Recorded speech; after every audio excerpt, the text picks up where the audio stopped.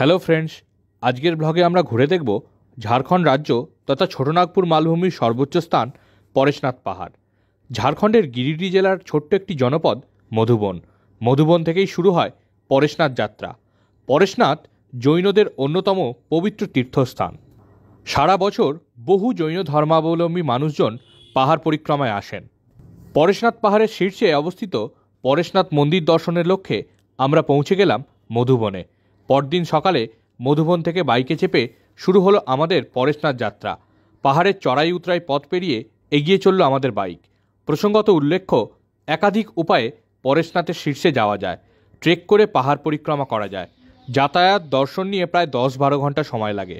ডুলিতে চেপেও যাওয়া যায়। ডুলির ভাড়া 5,200 টাকার মতো। মূলত রাত 1:30 থেকে 2টো নাগাদ শুরু হয় এই ডুলি যাত্রা। এছাড়াও রয়েছে বাইক সার্ভিস। বাইকে যাতায়াত ও দর্শন সব মিলিয়ে 3.5 থেকে 4 ঘন্টা সময় লাগে। তবে বাইকে চাপার আগে দরদাম কিন্তু অবশ্যই করে নিতে হবে। আমরা অনেক দরদাম করে মাথাপিছু 700 টাকায় বাইক পেলাম। লালমাটির পাহাড়ি খাড়াই পথে এগিয়ে চলেছে আমাদের বাইক। পথেই পড়ছে অপূর্ব সুন্দর ভিউ পয়েন্ট। ঘণ্টাখানেকের পথ পেরিয়ে বাইক গিয়ে থামল একটি সিআরপিএফ ক্যাম্পের কাছে।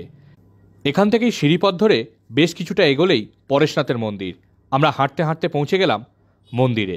রাতে মধুবন থেকে রওনা দেওয়া ডুলিগুলো সকালে পৌঁছাতে শুরু করেছে।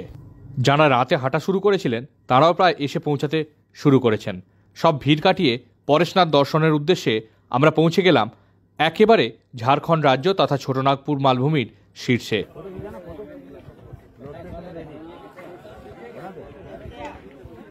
উপরে বেশ ঠান্ডা হাওয়া বইছে, সাথে চারিদিকে সুনীল আকাশ। দূরেই দেখা যাচ্ছে নানা আকৃতির পাহাড়, দেখা যাচ্ছে হেলিপ্যাডও। এ এক অপূর্ব অনুভূতি। পরেশনাথ পাহাড় কেবল জৈনদের কাছেই নয়, আদিবাসীদের কাছেও অত্যন্ত পবিত্র। বেশ কিছুটা সময় ধরে উপরের প্রাকৃতিক পরিবেশ উপভোগ করার পাশাপাশি মন্দির দর্শন করে আমরা নিচে নামার পথ ধরলাম। প্রসঙ্গত জানিয়ে রাখি, মধুবনে থাকার জন্য নানা বাজেটের ধর্মশালা রয়েছে। এখানে পুরোটাই নিরামিষ খাওয়া দাওয়া। আরও একটা গুরুত্বপূর্ণ বিষয় বলে রাখি, জৈন ধর্মাবলম্বীরা সূর্যাস্তের আগে নৈশভোজ সারেন, তাই সন্ধ্যার পর খুব বেশি খাবার মধুবন চত্বরে পাওয়া যায় না। সড়কপথে ধানবাদ বা গিরিডি হয়ে পৌঁছে যাওয়া যায় মধুবনে। ট্রেনে পরেশনাথ স্টেশনে নেমে অটো বা গাড়িতে মধুবন পৌঁছে যাওয়া যায়।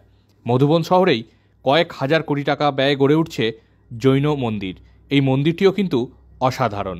এছাড়াও একাধিক ধর্মশালায় বেশ কয়েকটি বড় বড় জৈন মন্দির গড়ে উঠেছে। সেগুলিও এখানকার অন্যতম দর্শনীয় স্থান।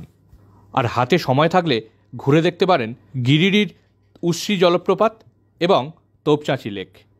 চলুন বন্ধুরা, আজকের ব্লগটা এখানেই শেষ করি। তাহলে আবার নতুন একটি ব্লগ নিয়ে শীঘ্রই দেখা হচ্ছে।